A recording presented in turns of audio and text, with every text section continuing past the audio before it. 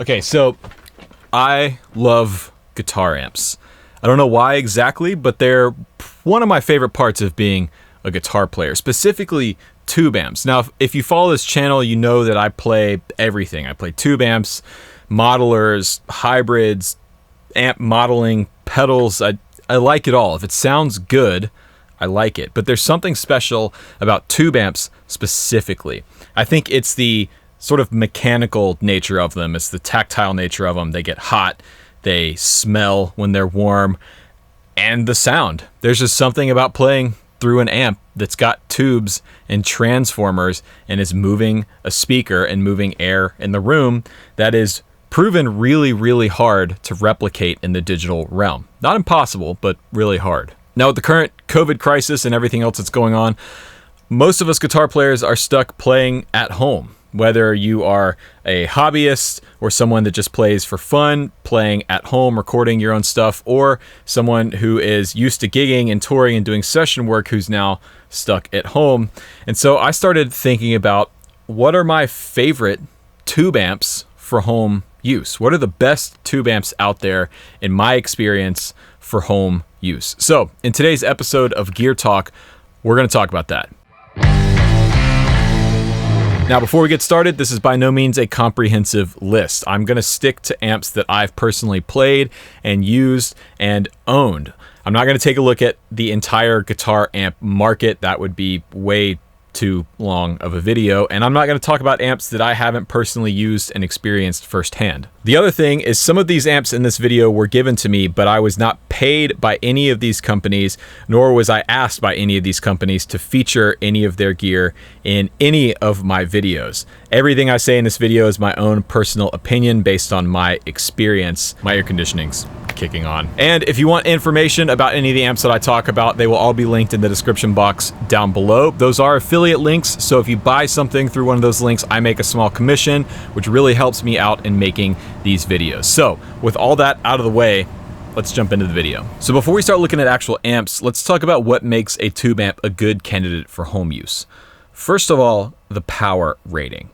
I think any amp over 15 watts that doesn't have a power scaling feature or a master volume or anything to tame the output of the amplifier is not a good candidate for home use. Now, if you come from 50 watt amps, 30 watt amps, or even 100 watt amps, you may hear 15 and think, well, that's really low power. Why not go for a 20 watt amp? 15 watt amps are actually incredibly loud. And if you live in an apartment or townhome or have neighbors close by, you can absolutely piss a lot of people off with a 15 watt amp if it's really pushed. So personally, I think amps that are in the 5 to 10 watt range are ideal, but I would not recommend going with something larger than 15 watts of output unless it has some kind of power scaling or attenuation or master volume feature built in. The next thing is size. Most of us don't have a ton of space to devote to a home studio or a music room setup. Now, while we all love Marshall stacks and half stacks, they're great on stages and to take on the road, I think a good home guitar amp is going to be on the smaller side. Oftentimes this means 112 combos, but they don't have to be combos. I'm a big fan of head and cab setups because you have more flexibility in what you can do with the amplifier. You can have the head sitting next to you on a desk and the cabinet in another room mic'd up, or you can utilize something like a virtual cabinet or attenuator or IR loader to simulate the cabinet a little more easily with a head setup. And the third thing I like to consider is number of speakers and size of those speakers. The more speakers you have, the more surface area of speaker you have moving the air, effectively giving you more volume output. Again, the idea here is to get great tone at a reasonable volume that's not going to make your spouse or your neighbors hate you for playing your guitar. So generally, I would stick with a 112 or smaller setup, maybe a 110 or no more than a 210 cabinet. Just my opinion. Also, the feature set of an amp is really important. Like I mentioned a moment ago, does it have a master volume or power scaling or attenuation feature built in? Or like more modern amps, does it have some kind of virtual cabinet or IR loader or direct to recording software solutions so you can bypass a speaker cabinet altogether. The feature set of an amp can really affect whether or not it's a good candidate for home use. So with all that in mind, what are the best guitar amps for home use? First off, the Fender Blues Jr.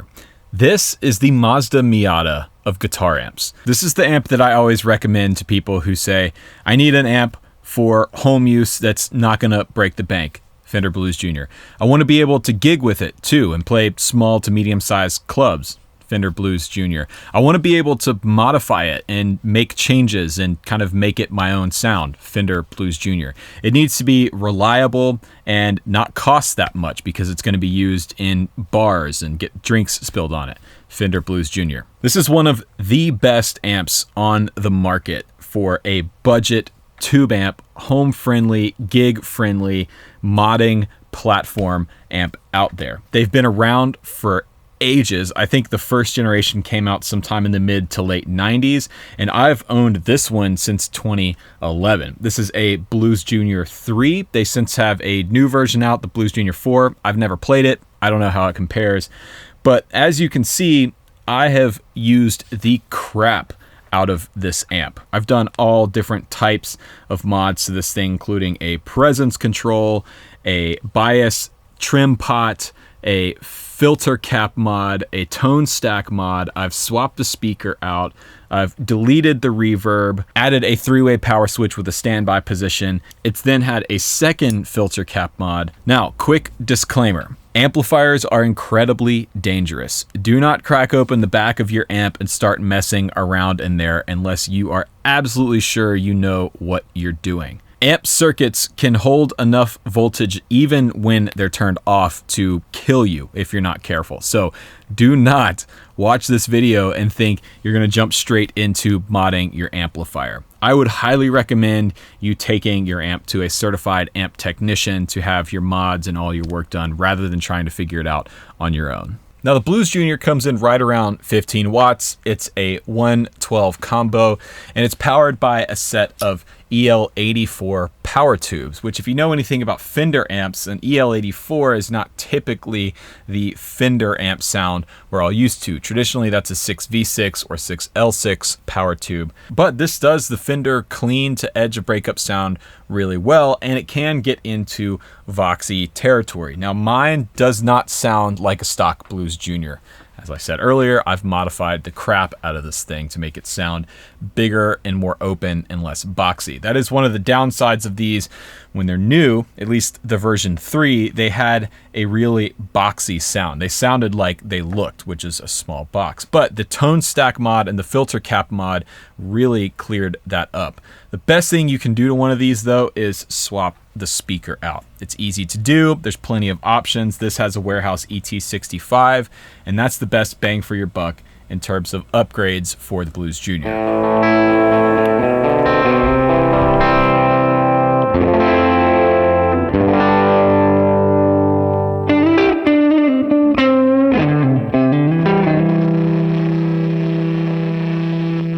Now, next up on the list, we've got the Rev D20 and the G20. Now, Rev sent this amp out to me late last year, and I've really enjoyed using it.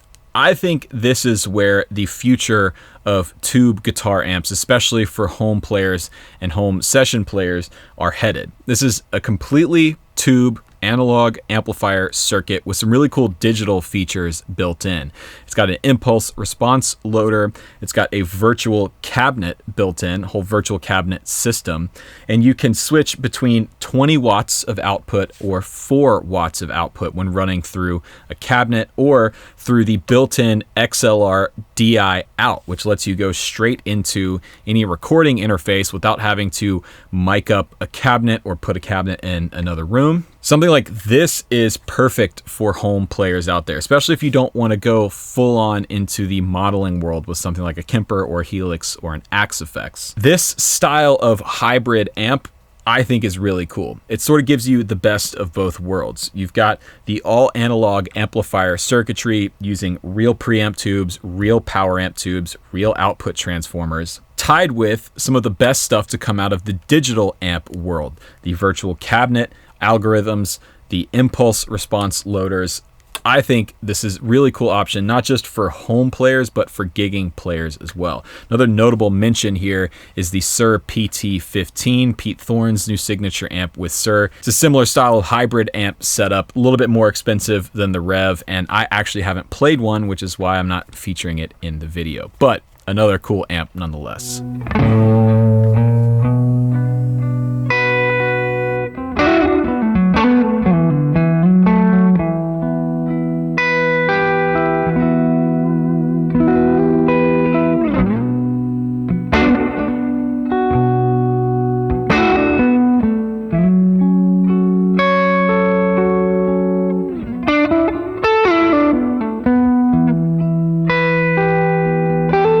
Next up is the Morgan AC20 Deluxe. Now, I've owned this amp since about 2013, 2014. Like the Blues Jr, it's been on hundreds of gigs. I've used it on tons of sessions, and this is one of my favorite amps that I've ever played and owned. Now, at 20 watts, actually 23 watts, this is above that 15 watt power threshold I set at the beginning of the video. But this amp has a really cool feature which makes it awesome for home use, and that is the power scaling function. Now, power scaling is a feature that allows you to turn down the output level of the amp. It's not a master volume in that it's not turning down the output volume. It's literally taking the amp's wattage from a full 23 watts when this knob is all the way up, all the way down to, I think, like half a watt or 0.6 watts all the way down here. So essentially this amp lets you choose what power rating you want it to be. Let's say you want to run it at 5 watts, put the power level about there. You want the full 23 watts, dime the power level knob. Let's say you want it around 12 watts, you put it about there. The cool thing about this feature is it keeps your tone intact. And when I'm playing at home through a cabinet, I'll dial the power level down, get my tones set, get my pedal boards and my effects set to the amp's setting, and then go to a gig or a session and dial the power level up to fit the room that I'm in. Now, this is the AC20 Deluxe model. You can still buy the AC20, but for some reason, they don't make the Deluxe anymore, and I'm not really sure why. And frankly, I would go with the Deluxe probably over the modern one. There's plenty of these floating around used, both in a head and cab setup and in a combo setup, a 112 combo. So I would try and find a used AC20 Deluxe on the market somewhere.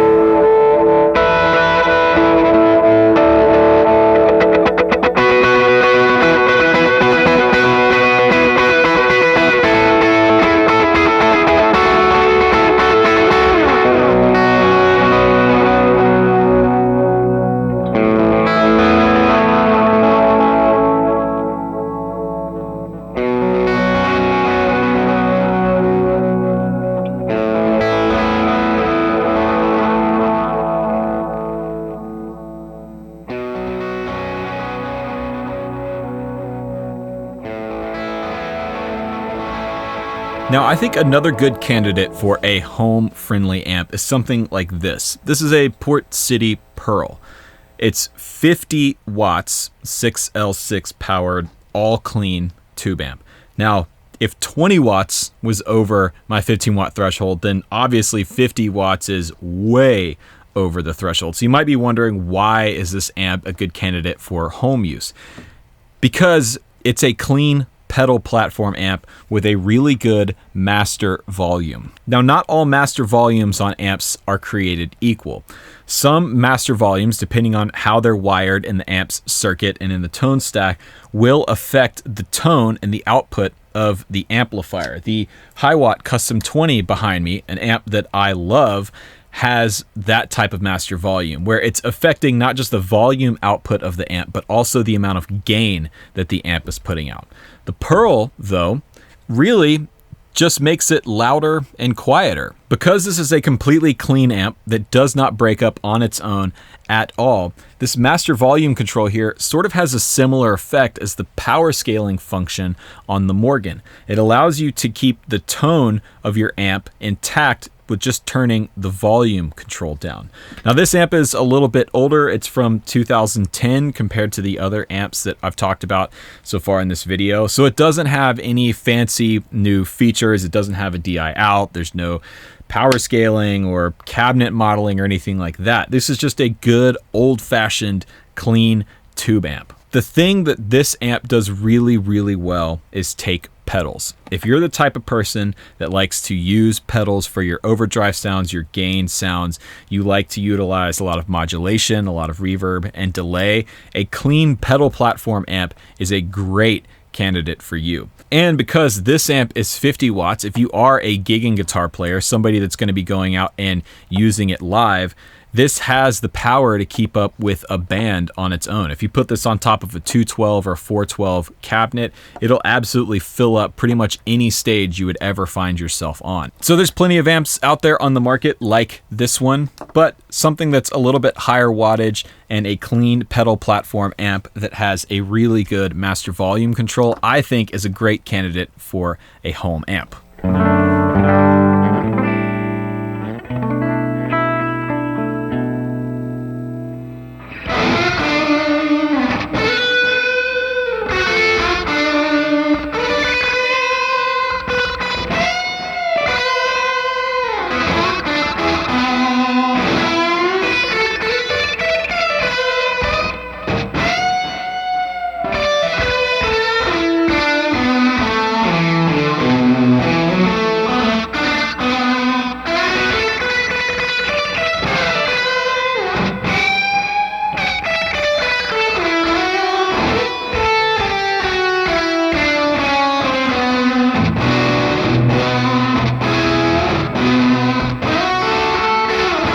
Finally, we have the Victory Amps Sheriff 22, or technically it's the Sheriff. So Victory Amps the Sheriff 22.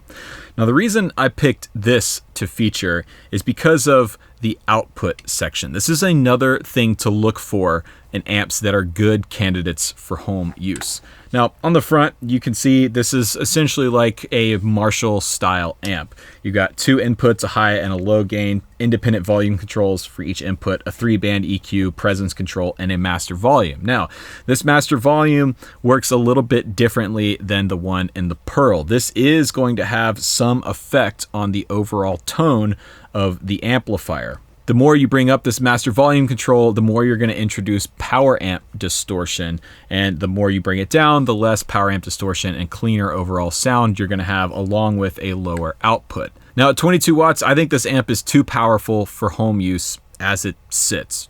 It's really, really loud, especially if you put it on something like a 212 cabinet.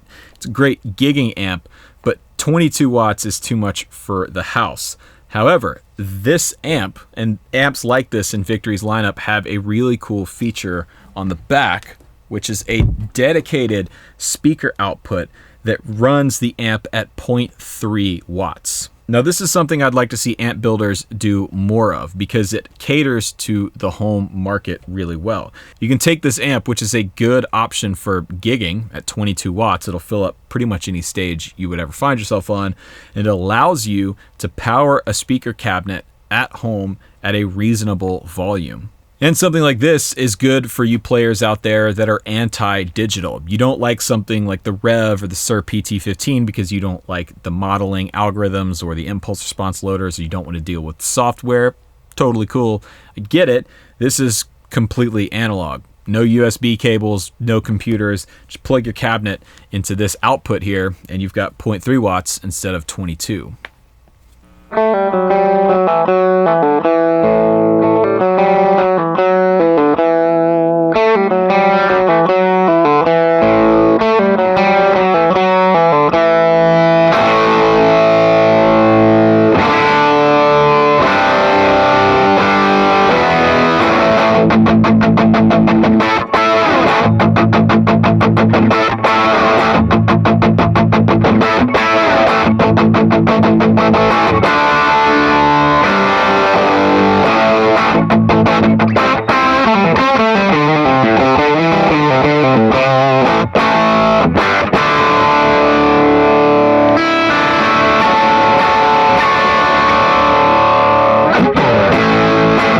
So when it comes to finding the right amp for your home setup, there's a lot to consider. Are you going to be gigging with it? Do you want to be able to record direct with it? How much volume can you actually get away with using in your house or apartment? But it's worth figuring out. I think having the right amp for you and your style of playing and your setup is one of the best things you can do as a guitar player. So those are some of my favorite guitar amps for home use. What do you use at home? What's your favorite guitar amp setup for your apartment, townhome, or home studio? Let me know in the comments section down below. Now, I have made a video in the past on how to find the perfect guitar amp. You can find that here. I teamed up with my buddy Ben Calhoun over at Righteous Guitars to make that one. We had a lot of fun doing it, so check that out.